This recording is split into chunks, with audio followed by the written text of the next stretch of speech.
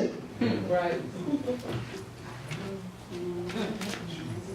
Where are those things? Why are we struggling so much? And we smile and act like we got it going on, but we're struggling because we're not believing the Word of God.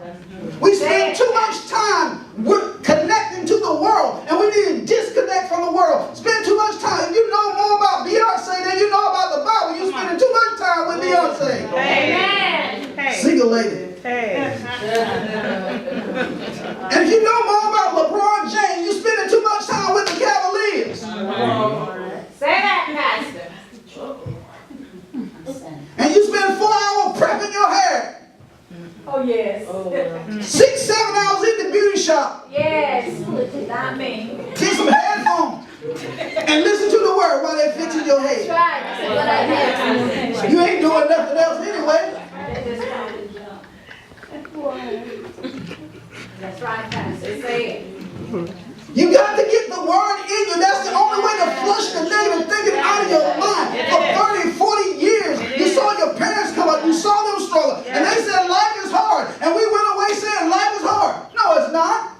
It said the way of the transgressor is hard. It's hard because you believe it hard. But God said, I've talked to you about 6 weeks about the blessing. The blessing is on you. If you walk on the blessing will bring blessings. And you stop saying life is hard. Life is easy with the blessing. Yes, it is. Amen. You can't get ahead just working a job. Amen. You got to have some blessing on you because the system is rigged.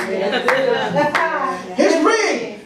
It's called the laws of what? Demand, what is it called? Demand what? Supply and demand. Man will squeeze the supply so he can drive up the prices. And he will call a shortage when there is no shortage. And he'll have you talking. See, they trained us very well.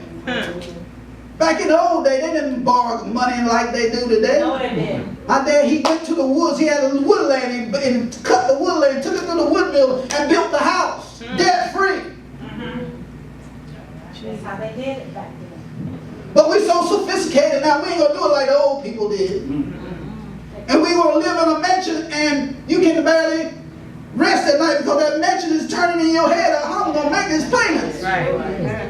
They brainwashed us. Oh, you can have it now. No, you need to wait and save. See, your job never was supposed to be your source. Amen. It was supposed to be seed. Right. You take the seed and you plant the seed and you get more. Yeah. But they trained us well. They did a good job. To be successful, you got to look successful. And so you looking successful in your BMW and you eating peanut butter at the end of the month because that's the only thing you can afford. Do you know what a BMW stands for? Black man. Black man worker, that's a good one. No. That's not what it says. No, it means bring money with you. When you go to the dealership, bring money with you. That's what it means.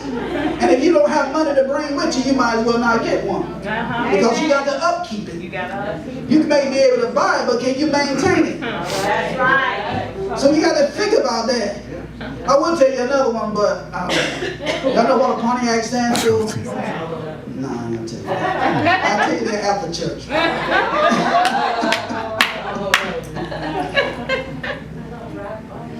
No, they don't have them anymore, but that was a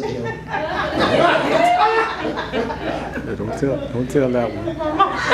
So Jesus told them to feed them. He put them on the situation. Where's your faith?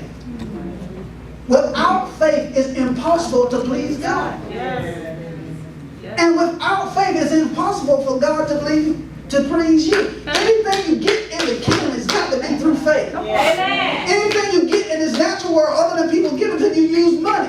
Money is the currency of this natural world. Well, faith is the currency of the spiritual world. And if you have no faith, you're broke. That's right.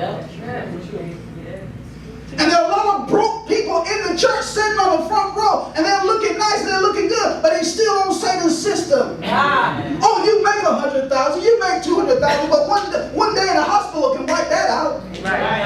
You need the blessing. Yes. God is the God of the impossible. You got it can, Pastor. but failed. Anything but fail. And they said they ate and they were filled, and they took up 12 baskets of food left over. God is the God of abundance. God's not the God of lack. God wants you to have more than one house. He wants you to have 2, 3 houses, and 4 houses, whatever. It doesn't matter. Why? So you can give them away. Amen. Praise God. The word. So we're thinking too small. We're thinking because the enemy has squeezed us and put this pressure on us, and we talk like the world. They talk shortage. You better hold on to that, girl. Don't give that away. God said, give it away. Give and it shall be given to you. Good measure, press down, shake it together, run it up. Well, why you don't have anything? Because you ain't giving anything. Amen. That's right. If you want money, you got to give money. The world says you want money, you need to hold on to what you got. Two systems here. Right. Which system are you going to choose? Are you going to, when things are tight, that's when you need to give stuff away. Amen. Let the devil know you ain't squeezing me. Y'all won't work with me today. They're taking notes. Y'all won't work with me today, but I'm going to work with myself. That's all right. I squeeze this lime, what did I get? Lime juice. Is lime juice good? Yes. It ain't good by itself. So when the enemy squeezes us, what's going to come out of you? Cussing words. My mama should have did this. If my daddy had did that. Squeezing. The enemy putting a squeeze on you. And we need to squeeze the word. And when the enemy put a squeeze on you, you need to squeeze the word. I'm not moved by what I see. I'm driving this broke down car, I'm not moved by it. I call it a Mercedes. Yes. Well, I call those things which be not as though they were. Well, that's the only way I can get it. I got to call for it. Amen. You got to call for what you can't see. Amen. Y'all ain't gonna work with me. Amen. Let's go. Let's look at another example. Let's go to 2 Kings chapter 3. Now this is Elijah, and the king Ahab is dead, and there's another king Moab that was paying tribute to the king of Israel, but he decided now he's dead, I'm not paying you nothing. And so these kings, they're gonna go to war with him.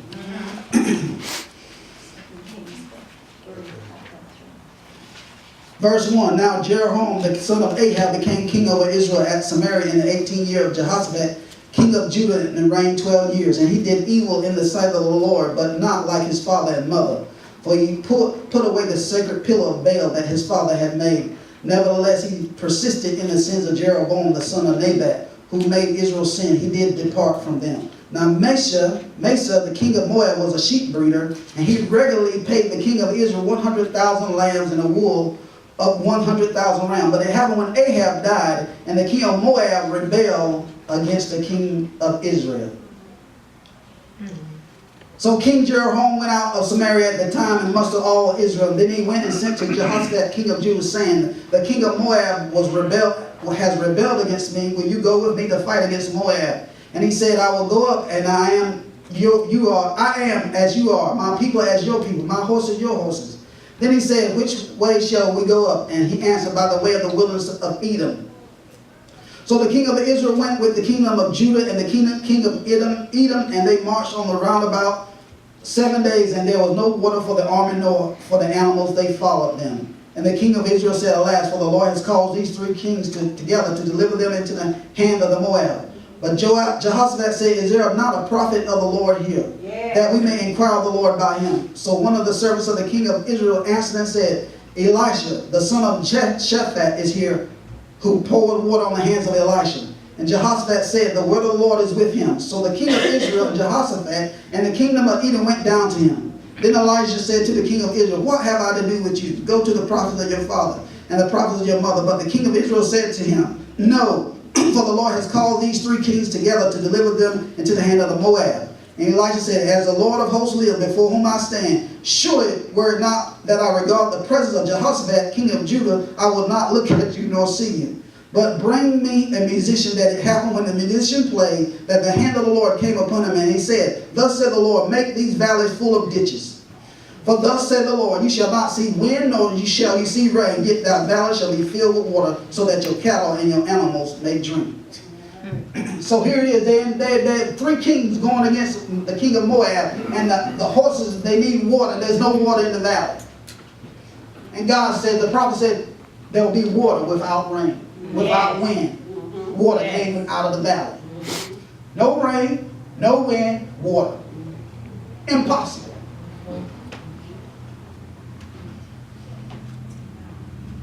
And this is a simple matter in the sight of the Lord. He will also deliver the Moabites in your hand. And you shall attack every fortified city, every choice city, and shall cut down every good tree, and stop at every spring of water, and ruin every good place of the land with stones. So it happened. Water out of nowhere filled the valley. And they destroyed the Moabites. Look at this, verse 22. Then they rose up early in the morning, and the sun was shining on the water, and the Moabites saw the water on the other side as red as blood. So the valley filled up with water, and they thought it was blood. Yeah. Impossible. What's that song? It's impossible. That's Cinderella. Yes. It's Cinderella. It's impossible.